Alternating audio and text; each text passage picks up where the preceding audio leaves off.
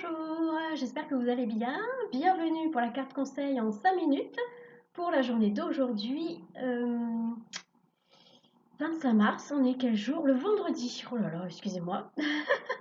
Vendredi 25 mars. Je n'ai pas pu faire la vidéo hier soir. Donc je me suis dit, je vais la faire ce matin. Bon, je sais, il est déjà 9h30 passé. Mais c'est pas grave, hein. Mieux vaut tard que jamais. Aujourd'hui, je vais tirer la carte conseil depuis les cartes Esprit de la nature aux éditions Le Souffle d'Or. Qu'est-ce que les esprits de la nature ont à nous dire comme conseil pour aujourd'hui?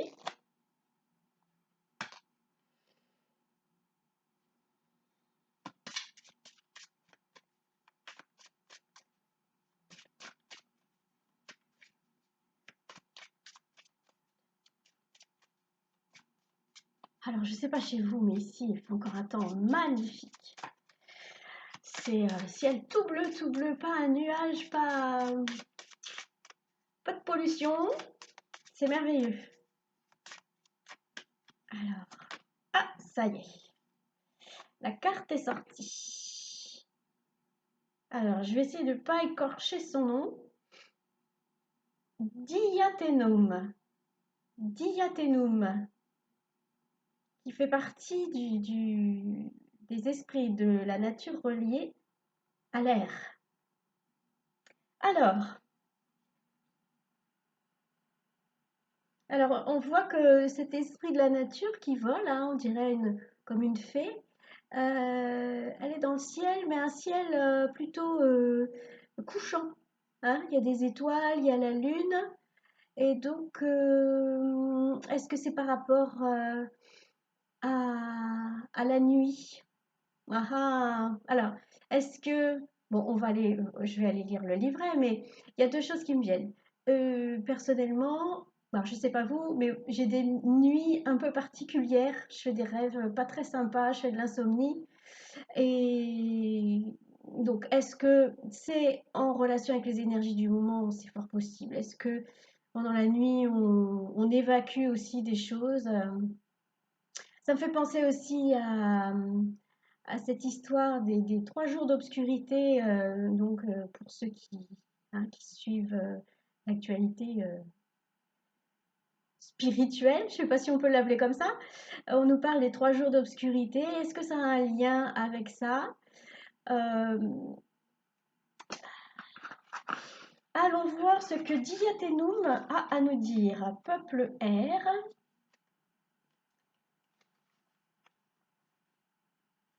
Alors, Diatenum, donc c'est une sylphe ou un sylphe, je ne sais pas.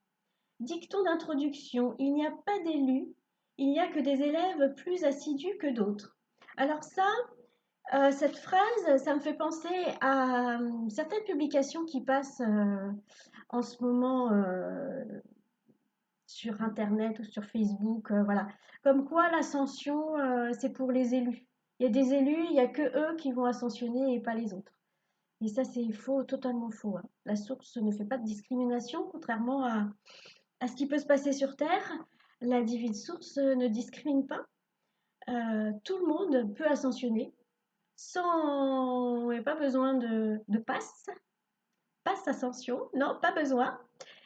Après, il n'y a que des élèves plus assidus que d'autres. Eh bien, je pense que ça veut dire que l'ascension sera peut-être plus douce pour ceux qui auront déjà fait tout un travail intérieur spirituel et peut-être un peu plus bousculante pour ceux qui auront encore des choses à nettoyer. Excusez-moi, j'ai mon nez qui me chatouille. Alors, Diaténum est considéré comme le maître des sens. Il peut voir loin et son œil capte le moindre détail. Il peut sentir d'infimes odeurs, entendre une infinité de sons, ressentir d'innombrables vents et reconnaître une multitude de goûts auxquels les humains sont insensibles. Ah, voilà. Pourtant, ce sylphe, bon, voilà, j'ai ma réponse, c'est un nom masculin, ce sylphe a la même constitution que vous. C'est sa soif de perception qui a autant développé ses sens. La compréhension de l'univers prend alors pour lui une toute autre dimension. C'est intéressant. Cet élémental est vous. Le quotidien et la société endorment vos sens et les rendent paresseux. Chaque sens est pourtant une clé, vous donnant une soif d'apprendre et de rencontrer. Vous entraînez bien votre corps à garder la forme. Faites de même pour vos sens. Vous apprendrez à vivre les choses en vrai, en grand, dans une approche de la réalité bien plus pertinente. Cette perception doit se faire pour le beau comme pour le laid. Et en sachant que tout est relatif, hein. Dicton de conclusion, la vie vous a offert des cadeaux dont il faut vous servir pleinement. Moi, ce que je ressens dans ce message aussi, c'est encore et toujours se fier à son intuition. Et des fois, on va se retrouver dans une réunion et il y a des gens par qui on va être attiré et d'autres gens qu'on va ignorer. Même on les aura même pas vus pendant la réunion.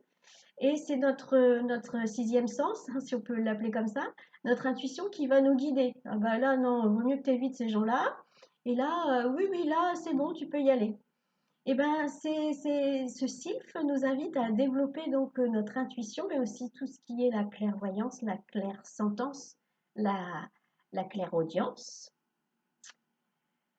Ah, il y en a sûrement un autre que je ne sais pas nommer. Et donc, parce que grâce à ces sens euh, qui sont en train grâce au processus d'ascension, on est en train tous de récupérer ces, ces fonctions extrasensorielles qu'on avait perdues plus ou moins, hein, parce qu'il y en a qui ont des perceptions extrasensorielles développées, mais on est on est tous en train de les récupérer. Ah, voilà, 7 minutes, je parle. Oh là là. Bon, bref, on est, grâce au processus d'ascension, on est tous en train de récupérer nos sens extrasensoriels. Et ce sylphe nous encourage à les développer encore plus et à leur faire confiance. Ça, c'est super important, de faire confiance à son intuition. Notre intuition ne nous trompe pas, contrairement à notre mental. Parce que notre mental, il va aller chercher des leçons qu'on lui a apprises dans l'enfance. Il va aller chercher des proverbes. Il va aller chercher des exemples qu'il a vus autour de lui. Et le mental, il va tout le temps réfléchir, raisonner. Que l'intuition, elle, directe. Elle sait si quelqu'un ment ou ne ment pas. Voilà, vous pouvez, quand quelqu'un vous parle, si vous écoutez votre intuition, vous ressentez si cette personne vous ment ou ne vous ment pas. Si vous avez raison de la suivre ou pas. Voilà. Donc, eh bien, écoutez, merci à ce sylphe qui par son intermédiaire nous conseille voilà, de faire confiance à notre intuition, de faire confiance à notre pouvoir personnel, de, de bien continuer à entrer en soi et à aller chercher les réponses au fond de nous, parce que au fond de nous, eh ben, il y a notre âme qui nous parle, qui nous guide, et les bonnes réponses sont là, dans notre cœur. Les, les, les bonnes directions, les bons choix. Voilà. Eh bien, tout un programme pour nous tous, hein, à développer nos perceptions et à s'entraîner à avancer en fonction de notre intuition et non pas en fonction de notre mental et de notre raison qui parfois nous emmène sur des chemins dont on se serait bien passé. Je vous souhaite une très bonne journée sous le signe de Diathénum et puis je vous dis à bientôt.